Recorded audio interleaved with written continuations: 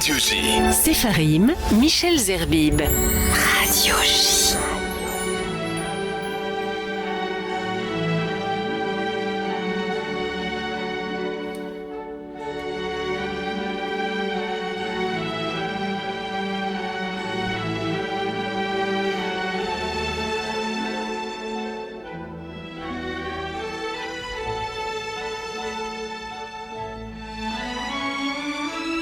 Sepharim sur Radio J, avec un numéro exceptionnel. Aujourd'hui, nous avons l'honneur et le plaisir de recevoir l'écrivain, l'historien Georges Bensoussan. Georges Bensoussan, bonjour.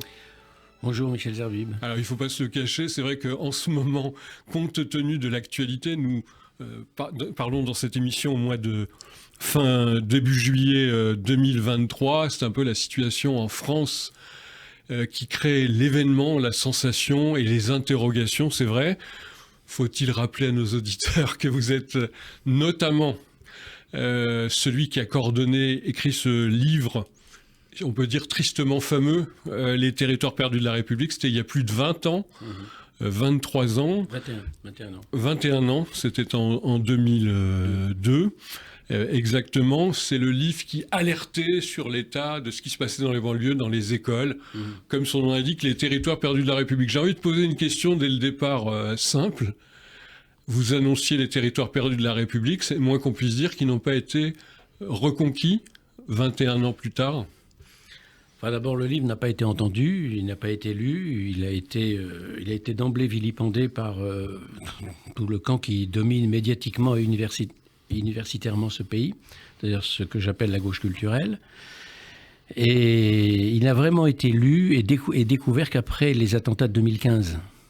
Ça, c'est le premier point. Le deuxième point, c'est que lorsque je vois la situation actuelle, et en particulier les émeutes des derniers jours, je dirais que le titre aurait dû être modifié. C'est les territoires perdus de la nation.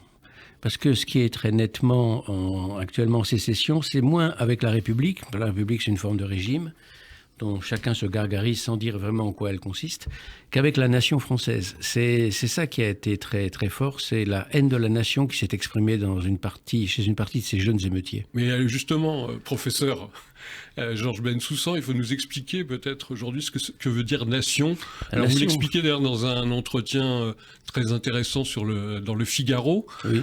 C'est vrai, mais nation, est-ce que vous dites qu'aujourd'hui certains, ceux qu'on a vus dans les rues notamment, ne comprennent pas et ne se sentent pas appartenir à la nation? D'abord, pour qu'ils comprennent la nation et qu'ils sentent y appartenir, il faudrait déjà que les représentants de la nation française en parlent et défendent la nation au lieu de se gargariser du mot république et du mot laïcité.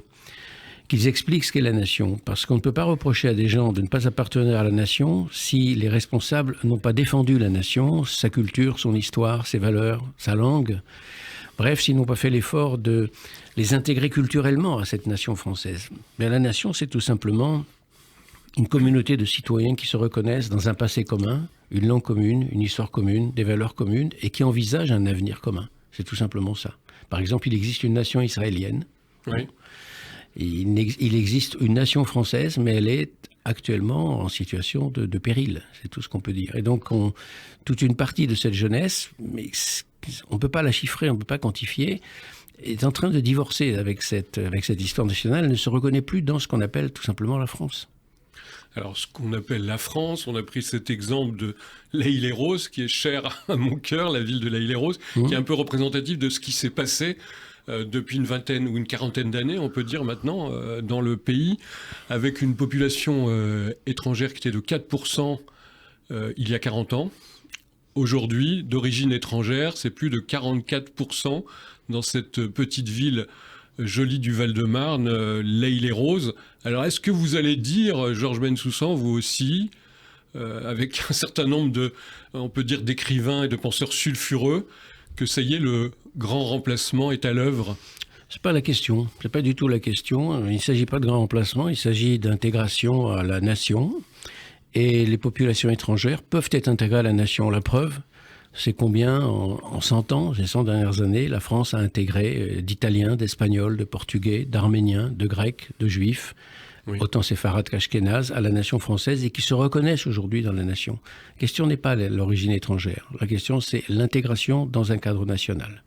Alors, l'intégration... Donc l'idée de grand emplacement, il faut mieux la mettre de côté, ça n'explique strictement rien. Et qu'est-ce qui peut expliquer justement cette difficulté? Alors, parfois certains disent l'impossibilité de l'intégration pour ces populations-là, issues de la décolonisation française.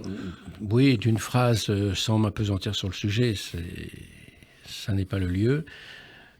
La crise actuelle est une crise multifactorielle. L'expliquer uniquement par le substrat socio-économique, c'est réducteur. Faire fi du substrat socio-économique, c'est injuste.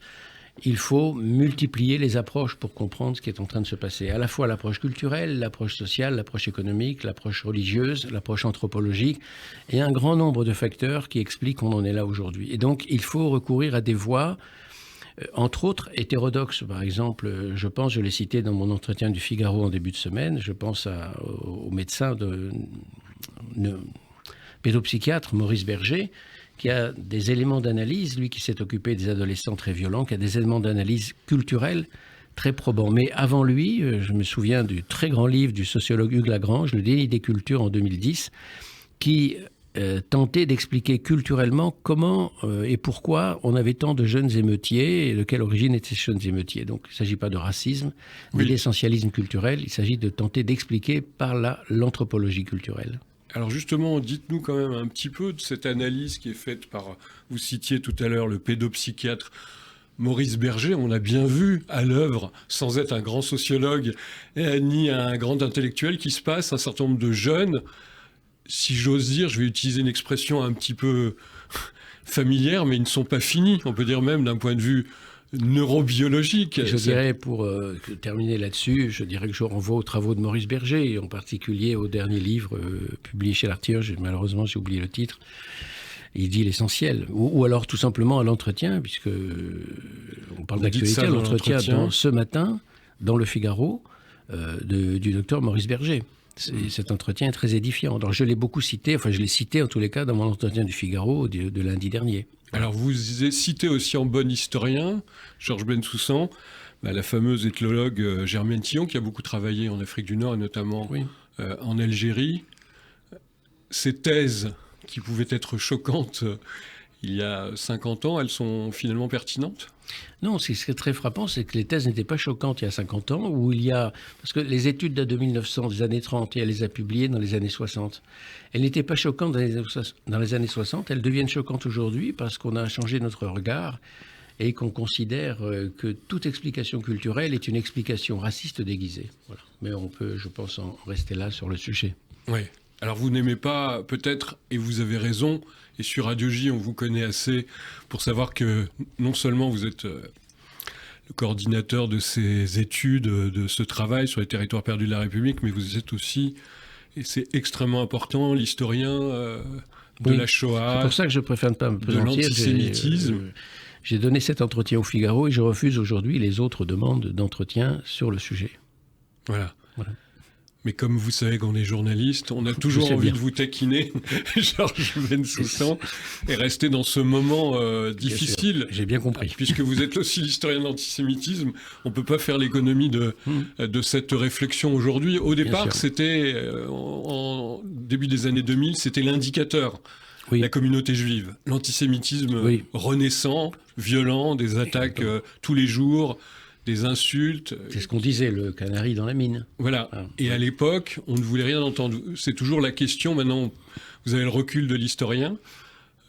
Plus de 20 ans après, c'est le déni qui était à l'œuvre, c'est le déni qui est toujours en action aujourd'hui. C'est ce que j'ai dit dans le Figaro, qui a d'ailleurs, le Figaro a repris cette phrase en une du journal. Le déni est du gauchisme culturel qui domine médiatiquement le pays. Alors, je ne parle pas de Radio J, évidemment, mais qui domine médiatiquement un grand nombre de stations. Ce déni a nourri la situation désastreuse dans laquelle nous sommes, bien sûr. Vous êtes un historien aussi du monde intellectuel, des cultures européennes, mais ce gauchisme, comme vous dites, culturel, qui fait tant de mal selon vous, c'est un phénomène français ?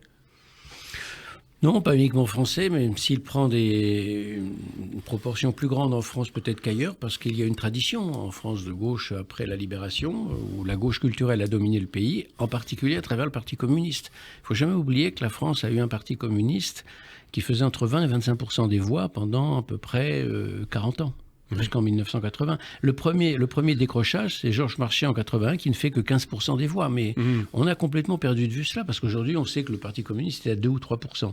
Donc pendant une quarantaine d'années, le Parti communiste a été la boussole dans les positions culturelles en France. D'ailleurs, on ne disait pas, à propos de la gauche socialiste, on disait la gauche non communiste. Oui, c'est vrai.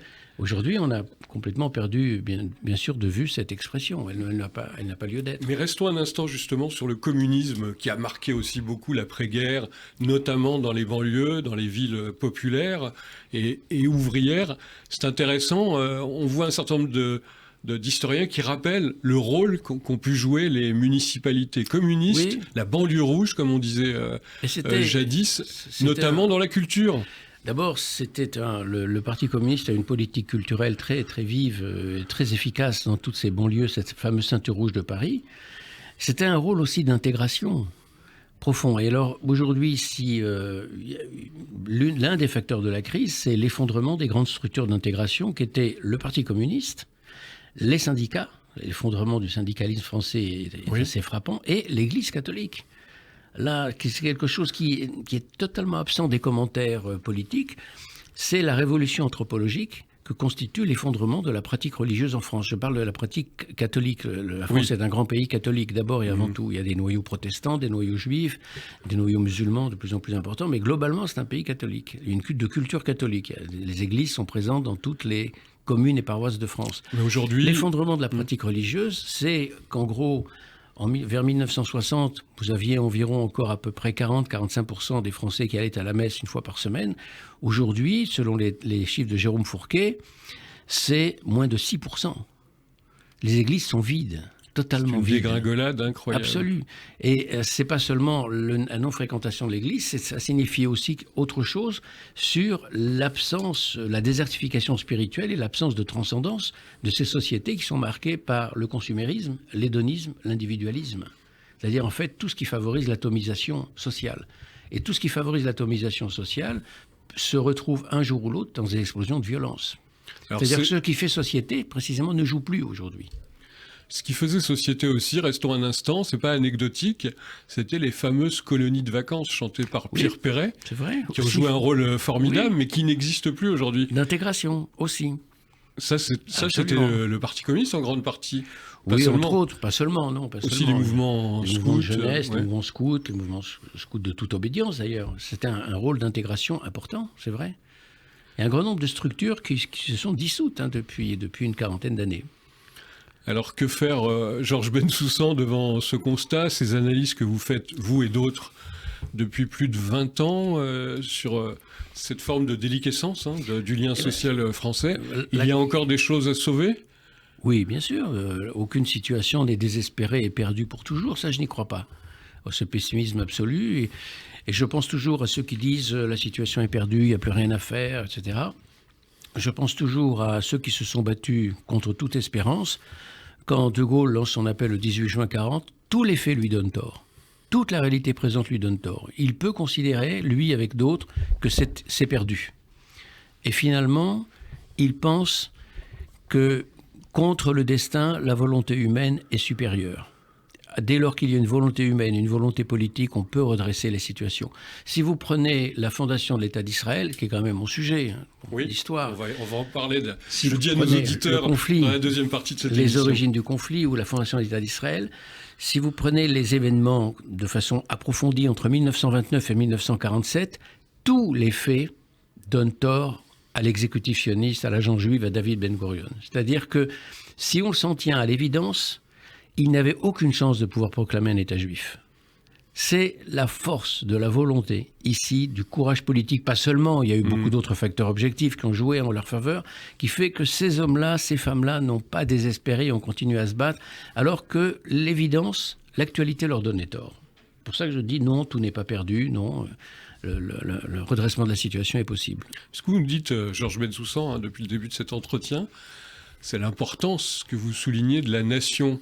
Faire nation, faire société, comme on dit aujourd'hui dans le jargon sociologique et médiatique.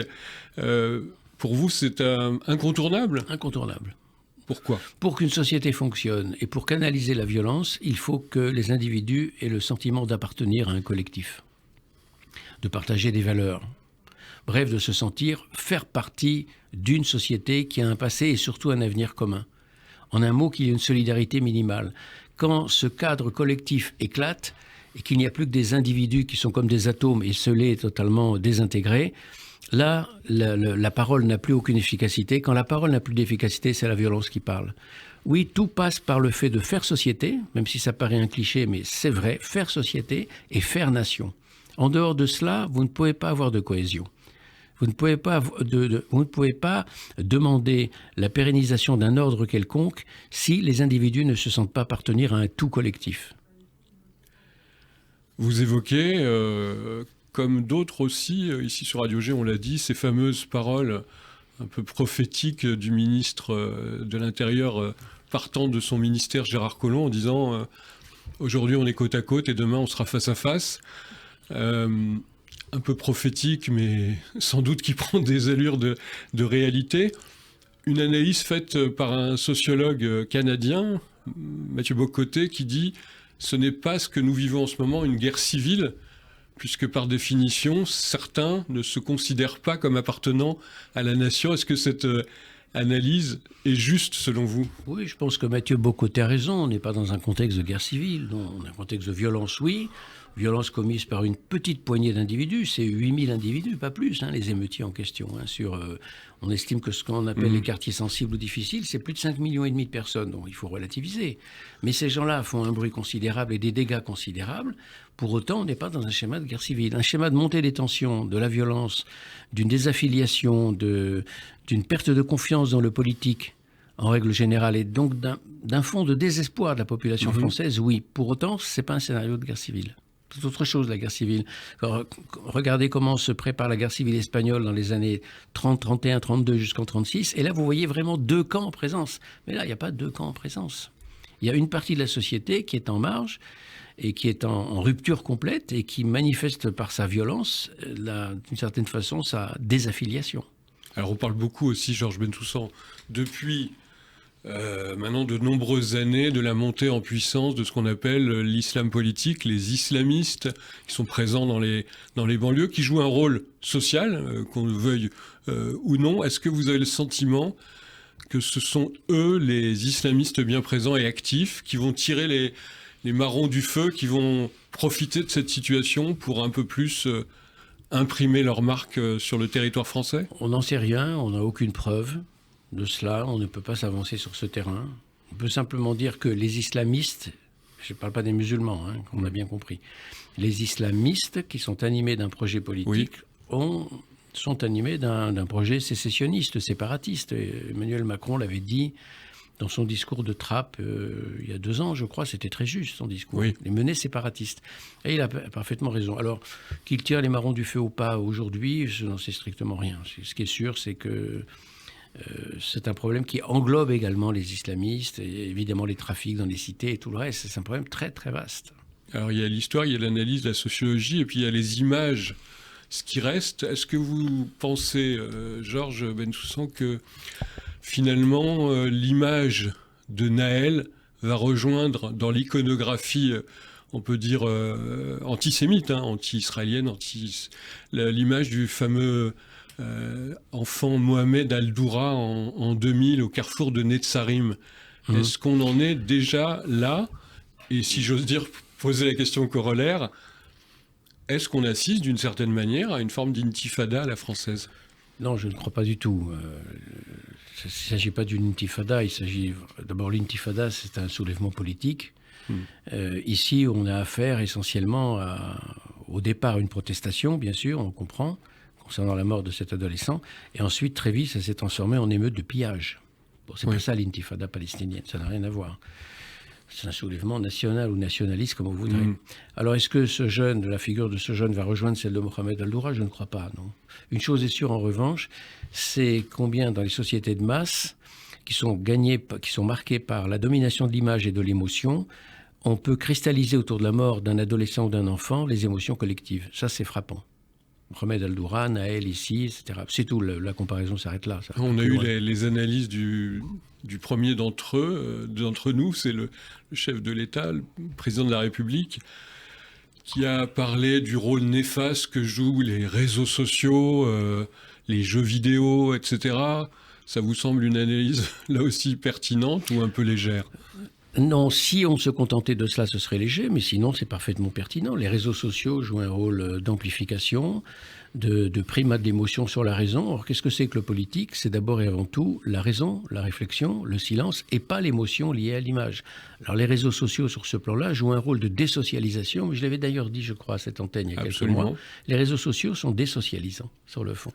Alors, qu'ils jouent un rôle grave dans la crise de la société occidentale ou française, c'est vrai. Ça, je le pense, oui. On ne peut pas non plus limiter l'analyse à cela, mais il faut en tenir compte. Et c'est d'ailleurs l'une des grandes nouveautés par rapport aux émeutes de 2005. La communication politique, on l'a vu, est extrêmement importante. Elle l'a toujours été. Oui. Pour analyser encore les réactions du président de la République qui parle tout de suite, le premier jour de cet événement, de choses inadmissibles, incompréhensibles. Est-ce que là, il commet, selon vous, une faute, on peut dire, politique ? En quoi ? Le fait qu'il décrète le jour même, alors qu'on ne sait pas grand-chose de cette affaire, du meurtre de Naël. Ah oui, Naël. Vous parlez de la mort de l'adolescent.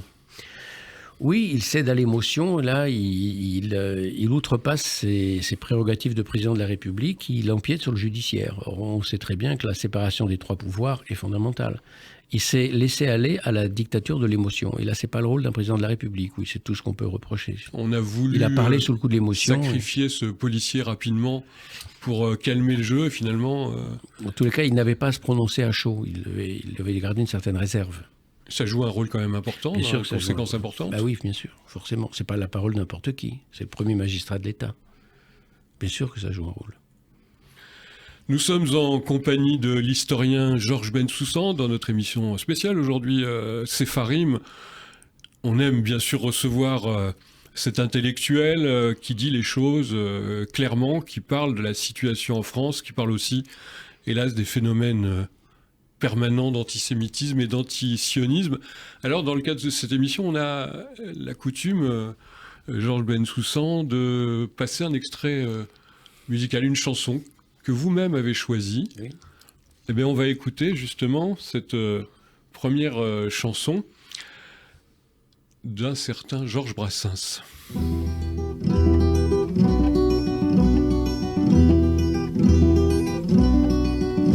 Chez Jeanne, la Jeanne,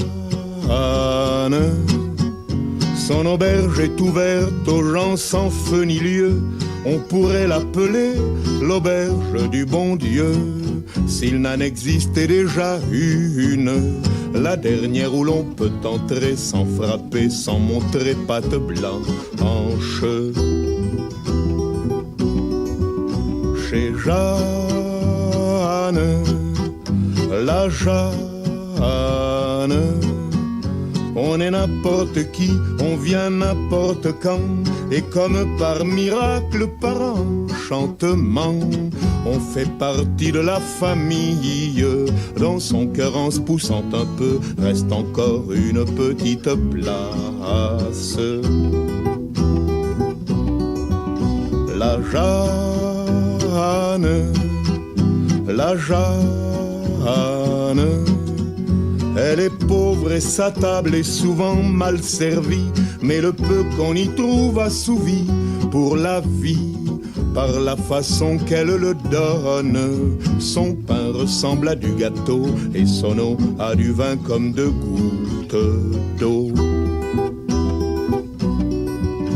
La Jeanne, la Jeanne, on la paie quand on peut, des prix mirobolants, un baiser sur son front ou sur ses cheveux blancs, un semblant d'accord de guitare, l'adresse d'un chat échaudé ou d'un chien tout crotté comme pour boire. la Jeanne, la Jeanne. Et oui, vous écoutez toujours Radio J, notre émission Sepharim. Aujourd'hui, nous recevons l'historien Georges Bensoussan. On vient d'entendre une des grandes voix de la chanson française, un des grands aussi prosateurs de la chanson française, c'est Georges Brassens. Jeanne, vous avez choisi ce titre, oui. Georges Bensoussan. Oui. C'était une chanson d'ailleurs qui est moins connue que les autres de Brassens. Pourquoi ? Elle est moins connue, elle fait référence à Jeanne, qui l'avait hébergé dans cette impasse Florimond du 14e arrondissement de Paris, dans les années 40 et les années 50, à l'époque où il n'était pas connu du tout, où il composait ses chansons, il vivait de petits métiers. Parce que cette Jeanne, d'abord, d'une certaine façon, c'est l'exemple même de la générosité, de l'ouverture de cœur, de la chaleur. Cette femme, elle anticipe un peu la fameuse chanson de l'Auvergnat. Bon. Et puis, c'est le Paris des années 50.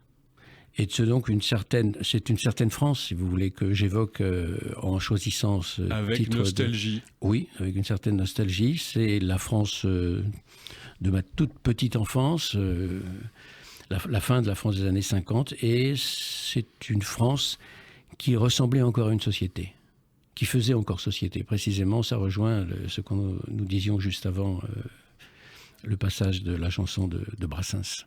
Faisait société, faisait nation, oui. Appartenait à la nation. Oui, tout à fait. C'était une France parsemée de conflits, couturée de conflits, parfois violents même. Les grandes grèves de 53, tout le monde a oublié, mais c'était très très dur. Et en même temps, c'est une France qui était encore, malgré tout, homogène et qui avait le sentiment d'appartenir à un destin commun. Bon.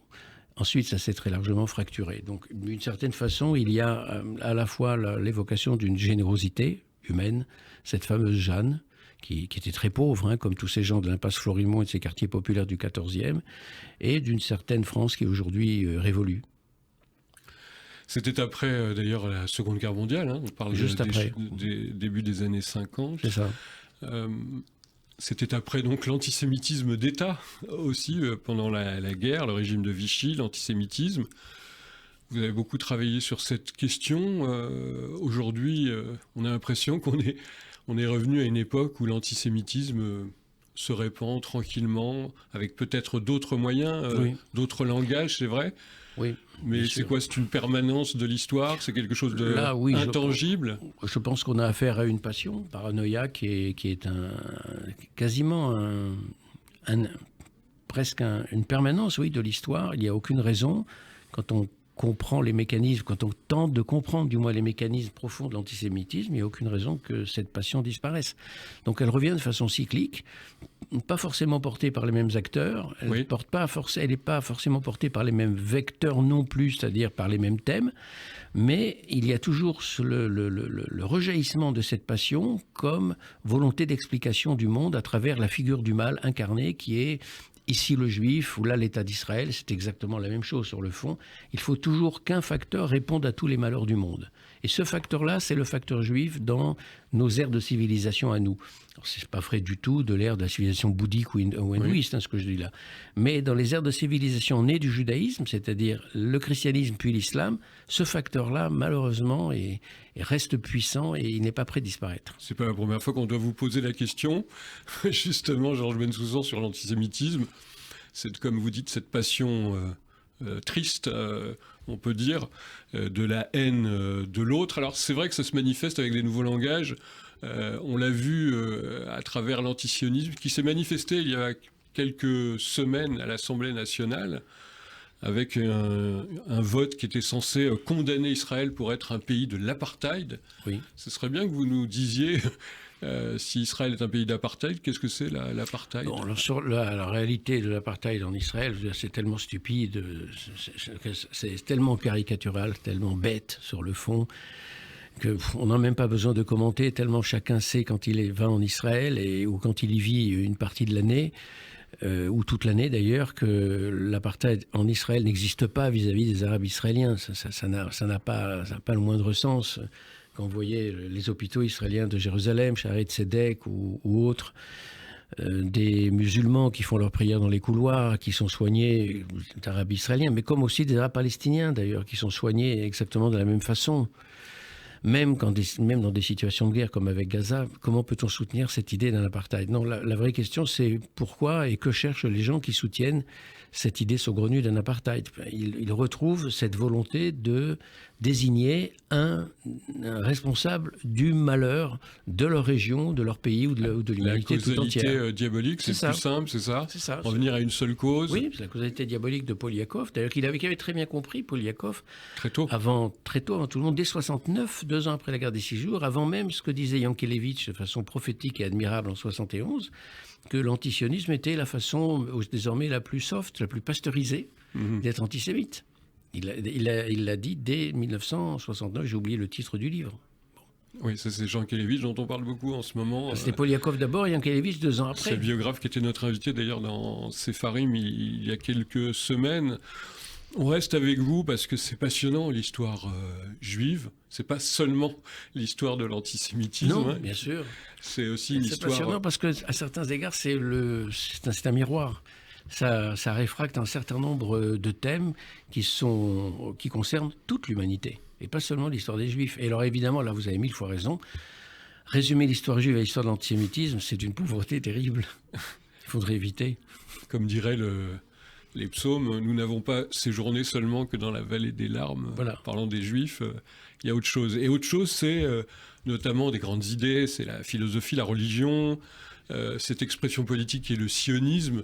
Donc vous êtes aussi, Georges Bensoussan, faut-il le rappeler, aussi un spécialiste. Vous avez signé il y a maintenant une bonne 21 ans, toujours, voilà. Sur une histoire politique du sionisme.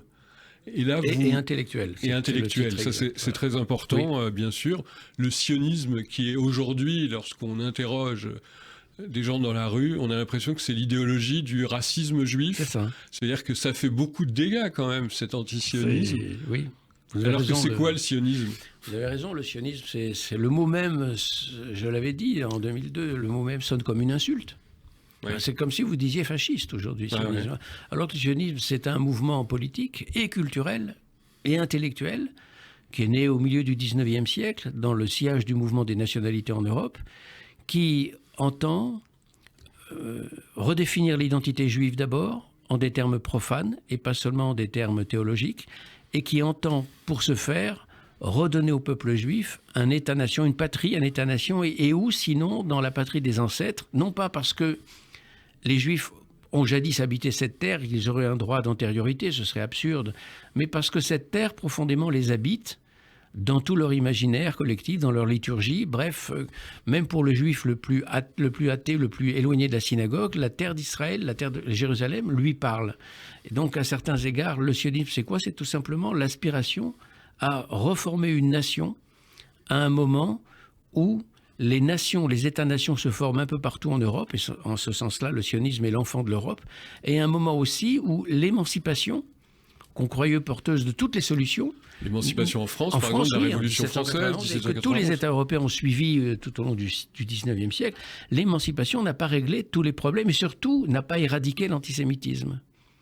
C'est ça l'un des faits les plus frappants. Et Herzl est frappé par l'affaire Dreyfus. Pourquoi? Parce qu'il se dit, lui, correspondant de son journal à Paris, il se dit, si dans la patrie des droits de l'homme et de l'émancipation première, on condamne Dreyfus parce qu'il est juif et que la foule, il assiste à la dégradation le 5 janvier 95, la foule ne crie pas mort aux traîtres, ce qu'on pourrait très bien comprendre, puisqu'elle pense que c'est mais mort aux juifs. Si même là, on en est encore là, alors il faut trouver une autre solution pour l'avenir du peuple juif. Non. C'est à ce moment-là qu'il rejoint, je ne dis pas qu'il crée, mais qu'il rejoint le combat sioniste et qu'il va le structurer politiquement. Et c'est un phénomène évidemment formidable, une idéologie en isme, on peut dire. Je ne dirais pas une idéologie. C'est pas une idéologie. Si je veux dire, ce isme, le sionisme, oui. C'est quand même quelque chose qui a réussi, d'une certaine manière. Oui, absolument. Le sionisme a réussi, contre vents et marées. Toutes les évidences, je reprends l'idée tout à l'heure, lui donnaient tort. C'était une idée chimérique, c'est une idée folle. Et finalement, c'est une idée qui a progressé et qui s'est imposée sur la terre des ancêtres, la Palestine, Eretz Israël, comme vous voudrez. et qui l'a emporté, difficilement, mais qui l'a emporté, et qui a complètement reformaté l'identité juive d'aujourd'hui. Aujourd'hui, qu'on soit un adorateur d'Israël, ou qu'on soit sioniste, ou qu'on soit anti-sioniste, quand on est juif, je veux dire, ou qu'on soit un détracteur absolu du sionisme, on se définit en tant que juif toujours par rapport à Israël ou par rapport au sionisme. C'est devenu une sorte de boussole par rapport à laquelle on se situe. Alors, je n'ai pas cité le livre, mais vous avez reçu à cette occasion la faveur de la sortie de votre livre, Sous les origines du conflit israélo-arabe. C'est intéressant que je cite exactement le titre, paru dans les éditions... aux presses universitaires de France, collection que sais-je, voilà. Ah, c'est une question importante, c'est une belle collection pour les étudiants. C'est une belle collection, puis c'est une gageure de rassembler en 128 pages, toutes petites pages d'ailleurs, d'un livre de poche, l'extraordinaire complexité du conflit israélo-arabe, dont je fais remonter l'origine aux années 1870, et non pas à la première Aliyah qui arrive en 1881-82 en Palestine. Pourquoi 70 ? 70, parce que, je l'ai expliqué souvent, parce que le conflit, il part de la renaissance hébréophone de l'hébreu dans la vieille communauté juive séfarade de Palestine. Je ne parle pas du monde ashkénaze, qui est une communauté marginale à ce moment-là en Palestine et qui est orthodoxe, au sens des Haredim en Israël d'aujourd'hui. Je parle de la communauté séfarade ou orientale, Mizrahi, qui parle ladino, qui parle l'arabe, qui est là depuis très longtemps, parfois de toute éternité, parfois depuis 2 ou 3 siècles, qui est venue entre autres depuis l'Espagne, la fin du XVe siècle. Et c'est à partir de cette communauté-là que, bien avant le sionisme organisé, naît un retour à l'hébreu journalistique et littéraire, qui va donner naissance à un hébreu scolaire où on va enseigner dans les écoles en hébreu, les collèges ou bientôt les lycées, et qui va ensuite embrayer sur l'hébreu comme langue maternelle, comme langue du quotidien. Qui fait qu'en 1918, alors que le sionisme est encore un tout petit noyau émergent, 60% des habitants juifs de la Palestine parlent l'hébreu dans la vie quotidienne. Et c'est quelque chose qui est peu connu, qui est très oublié. Et que par exemple l'Académie de la langue hébraïque, avec entre autres Ben Yehuda bien sûr, mais d'autres autour de lui, qui ont forgé vraiment l'hébreu moderne, l'Académie de la langue hébraïque est fondée en 1890, c'est-à-dire 7 ans avant le premier congrès sioniste de Herzl. Ah, ça, c'est des éléments importants. C'est des éléments importants qui montrent que la Renaissance hébraïque qui va donner naissance, qui va embrayer sur la Renaissance nationale, elle vient du vieux Yishuv lui-même, de la vieille communauté elle-même. Le sionisme vient par-dessus cela, c'est-à-dire les vagues d'immigration vont venir par-dessus cette communauté séfarade orientale qui va être le moteur. Et le moteur ensuite très rapidement dépassé par la vague ashkénaze qui est beaucoup plus nombreuse, bien sûr. Qui est plus connue et qui continue aujourd'hui à occuper. Mais ce sera l'objet d'un autre débat. Georges Bensoussan, un instant sur aussi tous les lieux communs qu'on entend. Israël, c'est le dernier pays colonial, entend-on dire. Alors vous dites c'est un pays de colonisation, mais... pas de colonialisme. C'est pas de colonialisme. Vous le dites, Jules Ferry, lui, parlait de civiliser les races inférieures, mais c'est pas du tout le projet sioniste. Pas du tout. Même si c'est des colonies de peuplement. C'est une colonie de peuplement, oui, qui entend revenir sur la terre des ancêtres. Alors elle estime avoir un droit à cela au sens un droit spirituel, un droit politique, pas par antériorité, mais parce que cette terre-là structure leur imaginaire. Mais c'est pas un projet colonialiste au sens où on n'a pas une minorité étrangère. Elle est étrangère en rien à la terre d'Israël, parce que la terre d'Israël parle l'hébreu, il suffit de voir la toponymie. Quand vous grattez les toponymes turcs ou arabes, c'était la toponymie hébraïque sous chaque pierre, qui revient. Sur chaque pierre, il y a un toponyme hébraïque, c'est bon. Et c'est une communauté donc, qui n'est pas étrangère à cette terre, qui n'entend pas dominer la communauté arabe, qui entend vivre à côté d'elle. Et d'ailleurs, le fait est que les Arabes le lui reprochent en permanence. Il suffit de voir les textes des années 1910-1920 en disant ces gens-là ne s'intègrent pas, ces gens-là vivent complètement en autarcie. Donc il ne s'agit pas de les dominer la majorité arabe. Il s'agit de vivre à côté d'elle et d'essayer d'avoir de bonnes relations avec elle. Bon, voilà. Apparemment, ça n'a pas vraiment réussi. Bon. Alors, l'idée même, c'est de ne pas dominer un autre peuple. Ça n'a pas vraiment réussi parce que l'historiographie officielle nous montre une Palestine unanimement antisioniste jusqu'en 1948, et c'est faux. Et il y a d'excellentes relations au niveau local entre un grand nombre de villages, de kibbutzim, de moshavim, etc., et de villages arabes, comme il y a un grand nombre de très bonnes relations entre certaines grandes familles arabes et les Juifs du voisinage. C'est quelque chose qui est totalement méconnu, ça. C'est absolument méconnu, qu'on découvre dans ce livre, qu'on apprend plus exactement dans votre livre sur les origines du conflit parce que je n'ai pas développé ce thème-là beaucoup. Je l'ai développé dans un livre à venir qui reprend exactement les mêmes dates, mais qui sera beaucoup plus fouillé, bien sûr. On va être obligé de vous réinviter, oui, je le crois ou je le crains, je ne sais pas ce qu'il faut dire. Oui. Je vous ai demandé de nous apporter un texte qui vous touche, qui vous a frappé, un texte historique, un texte d'un grand auteur. Oui. Alors, je vous propose peut-être de le lire et après de faire un jeu avec nos auditeurs, savoir s'ils savent de qui provient ce texte tout à fait extraordinaire. Donc, je ne donne pas l'auteur. Non, pas tout de suite. Bon, c'est un texte très ancien de la littérature française. Je les mets quand même sur la piste en disant que c'est du XVIIIe siècle. Voici ce qu'écrit l'auteur. Connaissez-vous beaucoup de chrétiens qui aient pris la peine d'examiner avec soin ce que le judaïsme allègue contre eux? Si quelqu'un osait publier parmi nous des livres où l'on favoriserait ouvertement le judaïsme, nous punirions l'auteur, l'éditeur, le libraire. Cette police est commode et sûre pour avoir toujours raison. Il y a plaisir à réfuter des gens qui n'osent pas parler. Ceux d'entre nous qui sont à portée de converser avec des juifs ne sont guère plus avancés. Les malheureux se sentent à notre discrétion. La tyrannie qu'on exerce envers eux les rend craintifs. Ils savent combien peu l'injustice et la cruauté coûtent à la charité chrétienne. Mais croyez-vous que dans des lieux où ils se sentiraient en sûreté, l'on eût aussi bon marché d'eux? Je ne croirais jamais avoir bien entendu les raisons des Juifs qu'il n'ait un État libre, des écoles, des universités où ils puissent parler et disputer sans risque. Alors seulement nous pourrons savoir ce qu'ils ont à dire. Fin de citation. Fin de citation. C'est un texte magnifique et important, oui. Qui n'est pas du tout du XXIe siècle. Non, pas du tout. Très ancien. Alors nos auditeurs doivent réfléchir. Sans doute certains savent que c'est un des plus grands philosophes français. Alors donnez-nous la réponse, professeur Bensoussan. C'est un texte de Jean-Jacques Rousseau et qui est tiré de l'Émile, 1762. C'est un texte qui a donc plus de 2 siècles et demi. Et dans le chapitre qui s'intitule « Profession de foi du vicaire savoyard ». C'est un très très beau texte qu'on cite souvent d'ailleurs en exergue aux études sur le sionisme et c'est justifié. Et c'est il est l'un des rares auteurs de l'époque à dire cette fameuse phrase à la fin « Je ne croirais jamais avoir entendu la raison des Juifs qui n'ait un État libre ». C'est assez formidable comme déclaration, on l'entend. Alors, vous nous avez choisi aussi une autre pause musicale. Oui. On va savoir pourquoi. Ça... Baudelaire, La mort des amants, et c'est chanté ou dit, je ne sais pas comment c'est chanté, dire, c'est chanté. Chanté par le fameux et tellement important Serge Reggiani qu'on a un peu oublié aujourd'hui.